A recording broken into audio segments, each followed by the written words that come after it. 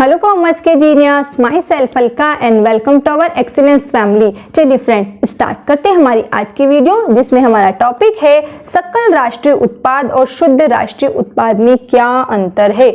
मतलब कि यहाँ हम पढ़ेंगे GNP और NNP।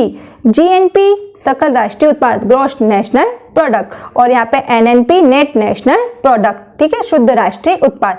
तो सबसे पहले इन दोनों का अर्थ देखते हैं। लिखा है सकल घरेलू उत्पाद में विदेशी आय को जोड़ने पर प्राप्त होने वाली आय सकल राष्ट्रीय उत्पाद कहलाती है। मतलब कि जो ये GDP होता है, क्या होता है GDP, सकल घरेलू उत्पाद जो होता है, इसमें हम विदेशी आय को क्या कर देते हैं, जोड़ देते हैं, तो हमें GNP प्राप्त हो जाता है, ग्रॉस नेशनल प्रोडक्ट, ठीक है। फिर यहाँ लिखा है शुद्ध राष्ट्रीय उत्पाद, ठीक है। तो आपको मालूम हो, हमने प्रीवियस वीडियो में क्या पढ़ा था कि सकल को शुद्ध बनाने के लिए क्या किया जाता है, उसमें से डेप्रिसिएशन को लेस कर दिया जाता है।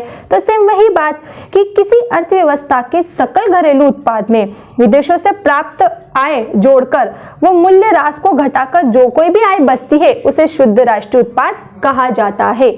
मतलब कि ये बोल रहा है सकल राष्ट्रीय उत्पाद, GDP में आप विदेशी आय को जोड़ो तो क्या आ जाएगा आपका GNP, ठीक है। अब इस GNP में से आप मूल्य राशि की राशि को घटा दोगे तो आपको NNP प्राप्त हो जाएगा।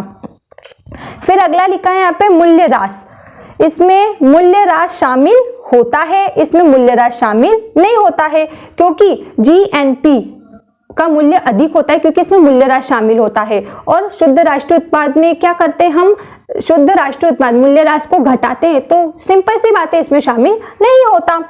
फिर प्रदर्शन का मतलब होता है, ये जो बात हमने बोली है कि इसमें मूल्य राशि शामिल होता है, तो उस बात को ही बताया गया है कि ये जो GNP है, तो GDP में विदेशों से प्राप्त आय को यहाँ पर जोड़ा जाता है, ठीक है।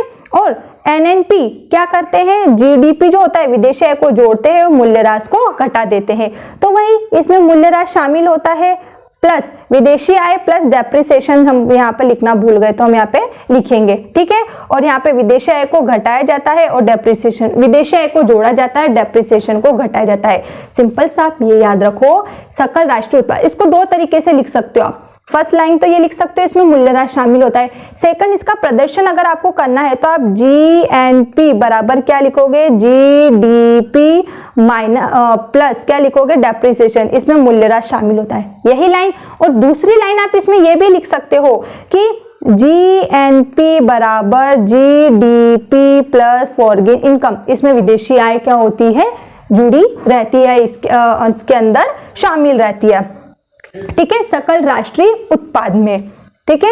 क्योंकि GDP जो होता है उसमें विदेशी आय को जोड़ते हैं जब जाके तो GNP प्राप्त होता है। तो आप किसी भी तरीके से बोल सकते हो, ठीक है। या फिर ये जो हमने फॉर्मूला लिखा वो भी लिख सकते हो, GDP बराबर विदेशों से आय प्लस डेप्रिसिएशन, और इसमें GDP प्लस विदेशों से आय माइनस डेप्रिसिएशन, ठीक। फिर अगला लिखा है इसका संबंध।